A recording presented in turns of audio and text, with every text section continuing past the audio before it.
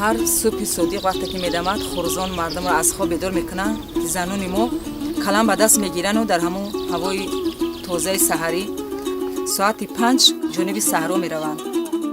гуфтани ҳастам ки Саидрахмонова Мағфират як зани корбон, бигем ки таҷрибаи кори бой дорад дар соҳаи хоҷагии қишлоқ. дар байни ҳамин хоҷагию деҳқонӣ дар ҷамоат буда фаъолияти беҳтарин нишондодҳои хуб дорад. аксарият хоҷагию деҳқонӣ семинар дар хоҷагии Саидрахмонова Мағфират мегузаронем ки таҷрибаи пешқадами хоҷагии қишлоқа ба дигар хоҷагиҳо деҳқонӣ меомӯзонад.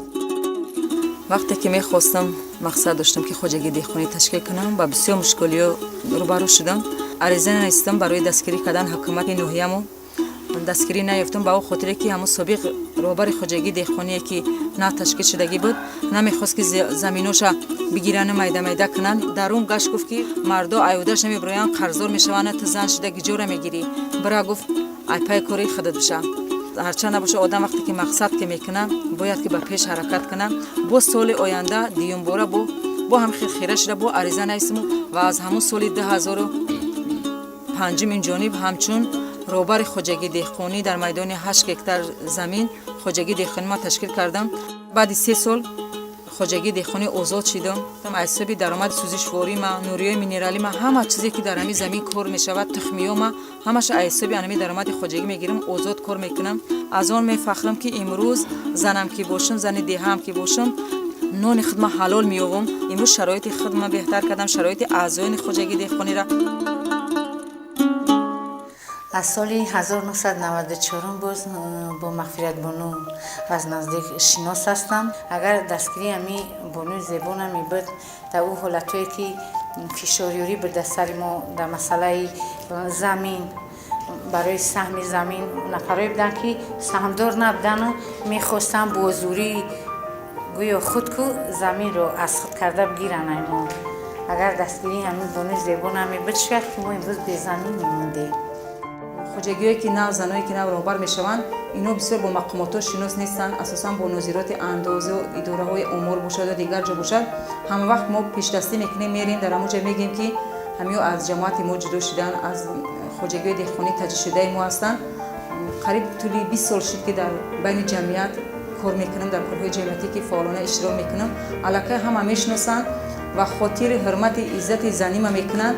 ҳама вақт кадом зане ки аз ҳамин ҷамоати деҳоти сиёд мераванд, ҳама вақт бо мепурсанд ки оё шумо ҳам шарики ҳамун раисае ки мақсад шумо ҳамату як қувваи бузурге ҳастед ки мо шунайдем ки дар ҳамун ҷамоати шумо занон нисбати дигар ҷамоатҳо фаъоланд, зиёданд. мегӯем бале, ба ҳамин хотир дар куҷое ки мерем, шояд ки ҳурмати иззати зан бошад ё ки ташаббускории худмо бошад ки ҳама вақт моро дастгирӣ мекунанд роҳбаро.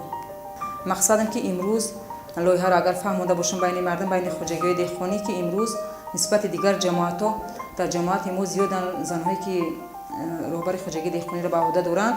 мехоҳам ки як ассотсиатсияи занҳои кишоварзро ташкил кунем, ки бигзор ки имрӯз аз номи ҳамин занҳои ассотсиатсияи кишоварз мо як марказе шем ки як ассотсиатсия ташкил кунем ки минбаъд дар бисёр озмунҳои ҷумҳуриявӣ ширкат кунем ва худро шинохта кунем ки имрӯз мо як қувваи бузурги занҳоем ки дар ҳаминҷо зиндагӣ мекунем. бо ташаббуси ан ҳамин лоиҳа мо занҳоро бедор кардем. имрӯз бидонанд ки дар ҳамин ҷамоати деҳоти саёд чунин занони фаъол зиёданд.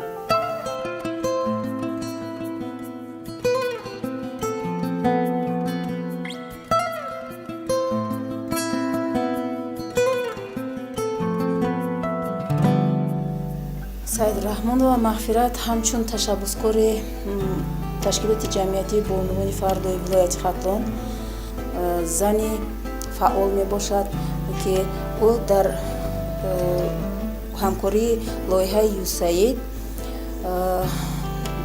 ба деҳқонон дар бораи ҳуқуқ ва ӯҳдадориҳои хоҷагиҳои деҳқонӣ, дар бораи андозбандӣ ва ғайраҳо омӯзишҳо дар машғулиятҳо вай маълумот медиҳад.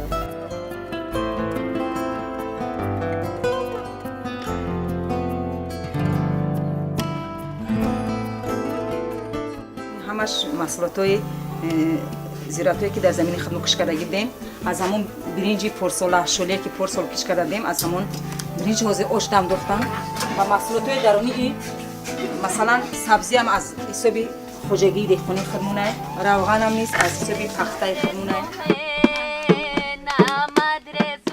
сафи ана ҳамон занҳое ки имрӯз роҳбарӣ кунандаам ба 28 нафар расидааст.